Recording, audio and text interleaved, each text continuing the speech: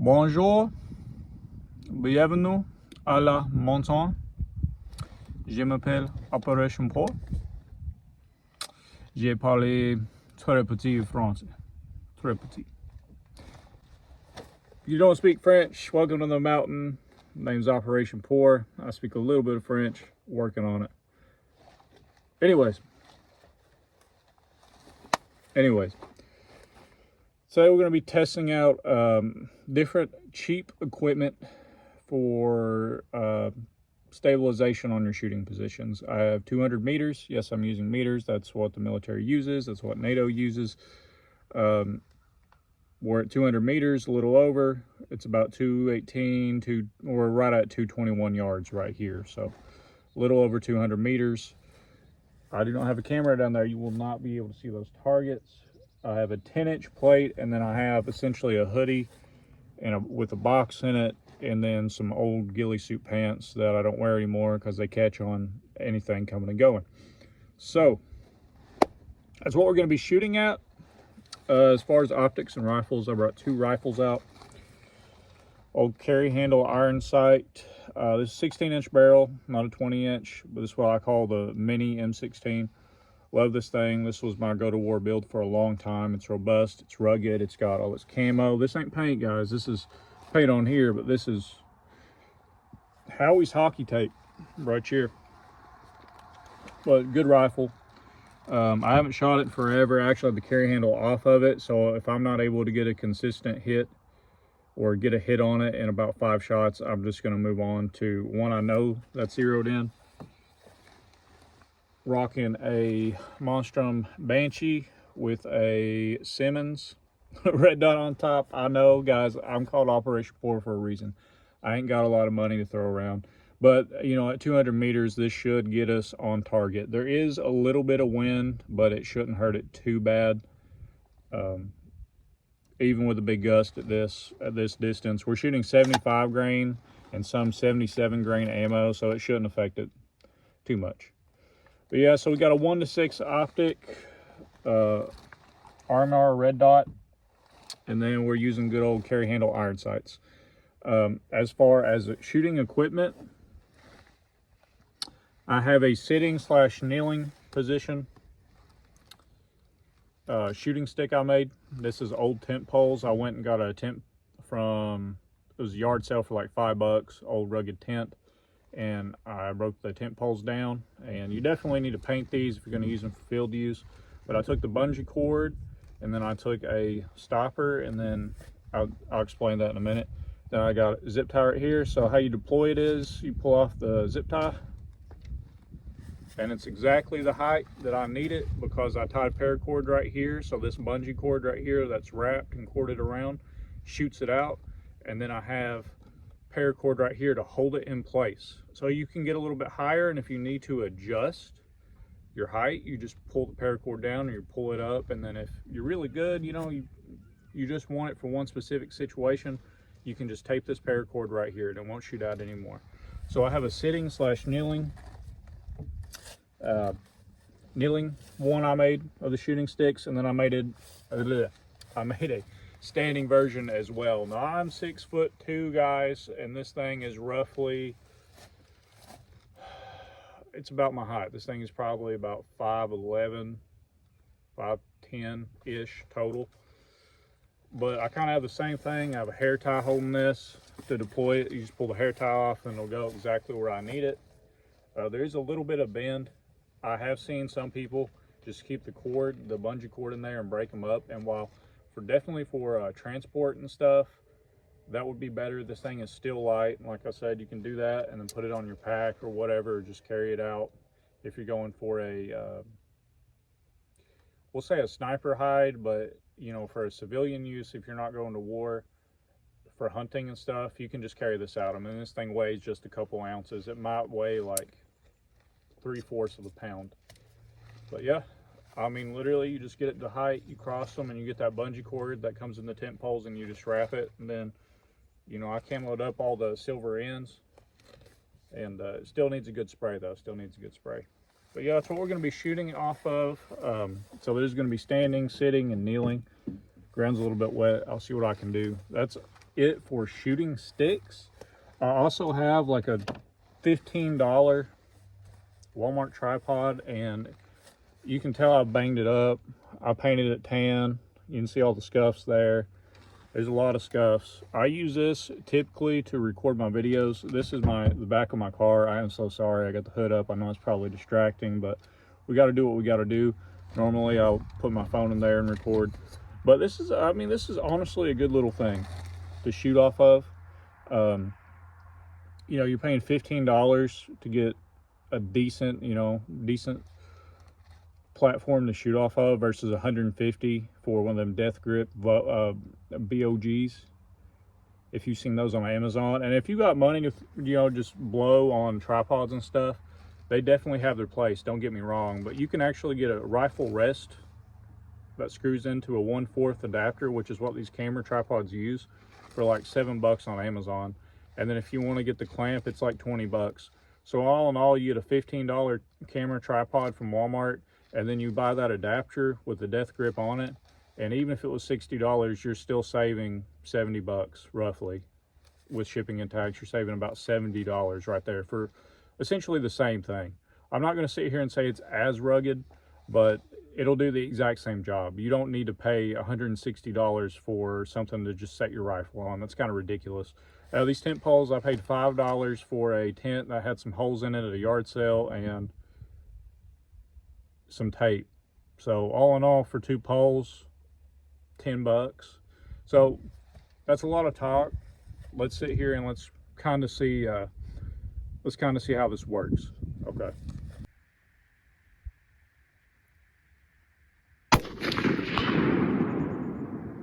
Mac cam real good.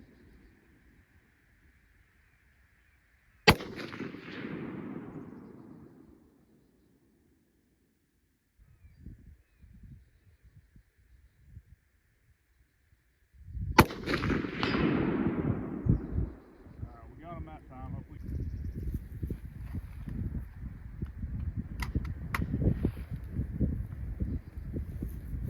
Oh, there's a deer. Flip it out. Put your rifle in there. Let's see what we can do. Where it's taller, it's going to be a little bit more wobbly.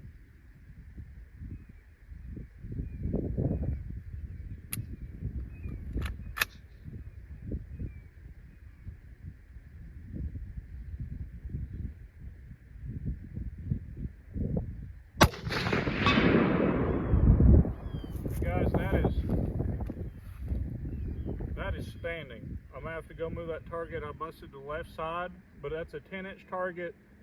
That's about half the size of a human torso at 200 meters. Standing. I can't say it's enough. $5 tent, $5 worth of tape.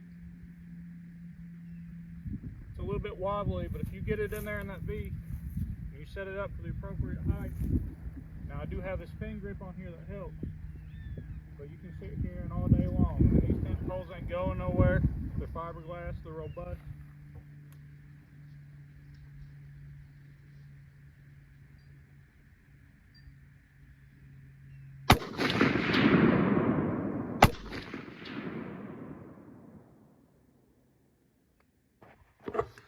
So here's our target. Like I said, it's just cardboard with a hoodie on it. I have that silver tape on there so I could see it where it's in the shade. There's my group. I was aiming kind of for the dome area, but it was really hard to tell how far up it was. That was just about exactly where I was aiming. And keep in mind, I only sent 1 or 2 to this one from the sitting / kneeling position sticks I made. These are all standing, shooting someone in the upper throat area at 200 meters using those sticks. So I'm gonna go ahead, and before we do the last part of the video, I'm gonna say that those sticks work pretty good for $10. Here's that steel. Like I said, this is a 10-inch plate. There's my hand on it, just bigger than my hand. I mean, about 1.5 inches all the way around diameter. 200 meters kneeling and standing off sticks. I think I only missed one on the kneeling, and that was No, I missed 2, and that was because I didn't have my my support hand on the weapon. I was leaving it just to the sticks. But yeah. Okay,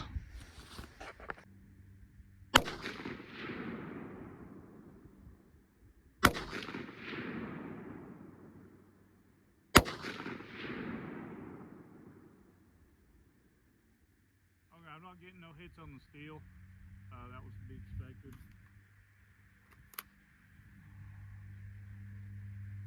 We out anyway, so that wasn't meant to be. All right, it's probably best that we're gonna be able to get. I'm shooting off the tripod. Hopefully you can hear me all right. I do not have that $7 yoke or that death grip that I was talking about. So I think this is actually gonna be less impressive than the $10 sticks. I do have some commentary though. I do have some commentary about it afterwards that I think might be important if y'all want to stick around, but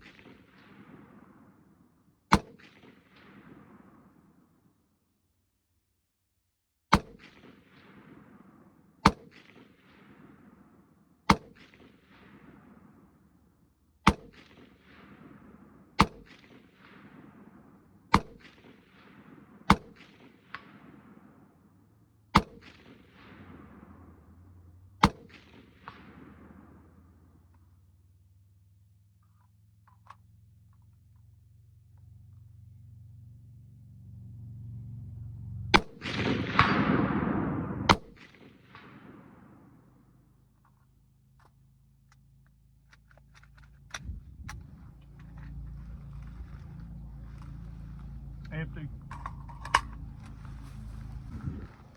So it got stuck on the right side of the branch, and I have no idea if we'll be able to hear that in the video. If not, it's gonna look like I sucked ass. But I heard it the last 3 shots.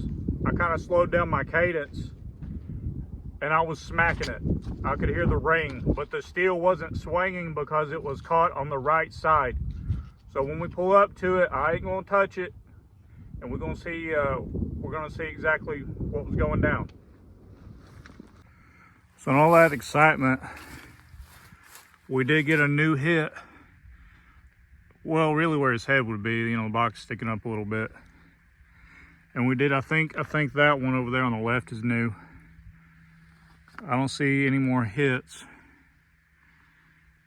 But what I'm saying is I think that's the iron sight, but I could be wrong. I'm not gonna check. I might have slapped it with irons, but it looks like that's new over there too. It looks like it skimmed him on that right side. But oh wait, hold on. Hold on, here's 2. Yeah, look. See him? 1 at least, that's new. 1 there, and then it looks like it skimmed over. I apologize for that shoddy camera work. I'm just holding my phone, and I got my rifle in the other hand. But so maybe the iron sights weren't off after all. maybe I was pulling. I don't know. That's pretty good though. And then for him, so for this dude, like I said, he got stuck on this tree, and he wasn't moving that much. You see, kind of killed that branch right there. I couldn't tell if I was getting hits, and I'm not going to say I hit it every time in that whole mag, but I see, 1, 2, 3, 4, 5. I mean, there's a lot of new hits. It's hard to tell what was what.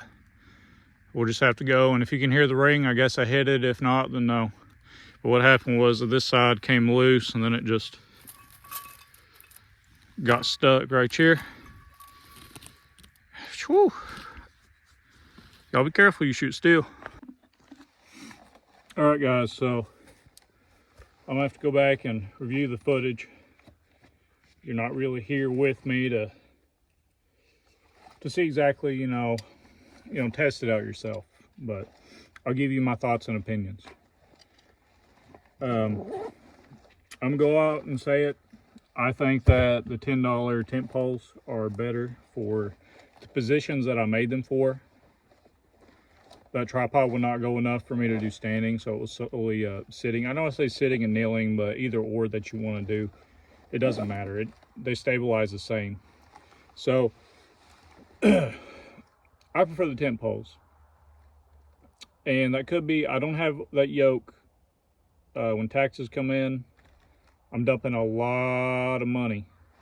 By a lot of money, I mean, for me, like $1,000 is a ton of money into solely, I'm finishing off a rifle build I'm doing. I'm working on that concept.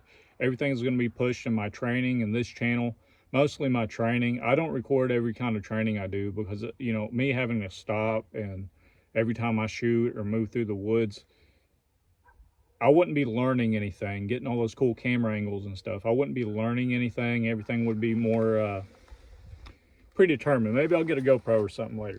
But those tent poles did take me roughly 30 minutes to an hour to make. And by make, I mean just getting the right height. I was sitting in my bedroom pretty much trying to get the X just right, trying to get the bungee cord wrapped just right to where they would just shoot out. And even though it's a genius design, and I kind of, with the bungee cord and stuff, I did, that was all my idea. I'm sure it's been done before. I've also seen people use them, keep the bungee cord inside the tent pole and be able to break them down, which would make those things amazing. Amazing if they can keep their rigidity while you're shooting. I have it taped off, especially on the standing one. I have it taped off at every single joint to add to that rigidness so they're not slipping and I don't have to worry about my finger on the trigger while I'm about to squeeze it off and it fall. So that's the trade-off for those sticks, especially if you want standing. I mean, you can deploy those things and get on target within 5 seconds. And at 200-300 meters, especially if you're unseen, that's pretty good. That's pretty fast. It definitely beats trying to get down. Sometimes with your gear and stuff, it's hard to get in a prone position. And, come to think of it, we might get a bipod out here and just compare later on once we hit 1,000 subs. That's going to be the new goal, hopefully by the time this comes out. Once we hit 1,000 subs, we'll probably take these back out. I'll invest in maybe that BOG on Amazon or something, and then get that other yoke I was talking about, and we'll see. But for my personal preference, the tent poles are good if you know the area and you know exactly where you're going. They're good if you don't have a lot of brush. If we were in Kansas right now, I'd say tent poles every day, all day.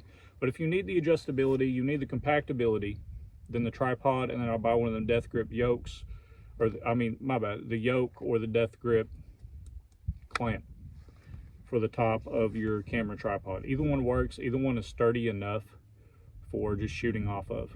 I did feel like I said, the tent poles were a bit more sturdy. I feel like I was able to get faster shots. Even though I shot more with the camera, I was really just trying to confirm, or with the tripod, I was really just trying to confirm my hits, because I don't know if you'll be able to see it. I'll throw it in here somewhere.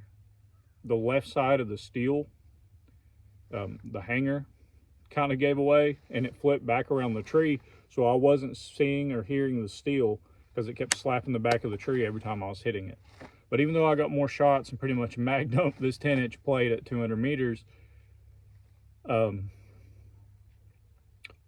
pretty much had to reset. The tripod was coming up. Even though I was trying to hold it down, even though 5.56 doesn't have that much recoil, I was still having to kind of push it back down and just hold it down. Well, the sticks, I didn't really have to do that. The sticks were there in the ground. The kneeling, I had them stuck in the ground, and with the standing, I just had them sitting there. They were not pushing in the mud at all, and I was able to consistently get shots. It felt easier with the sticks, and like I said, that also took more time, though. I was in my room after I made them. I had to get the measurements and everything, and it just so happened to work out for me. But I would still definitely try. I would get them both, honestly. The whole thing you're looking at, even with the grip I'm talking about on Amazon, which is the more expensive one, you're looking sub $70 for the poles and the grip. So that's not bad. That's not bad. Now, one thing I wouldn't do with it. I've seen people do with the BOG tripods. They will put the rifle on it like so, and they'll leave the rifle there. I probably wouldn't do that no matter what kind of mount it was, unless it was a solid steel mount. There is no way I just leave my rifle like that. But if you are in a hide site, sniper videos coming.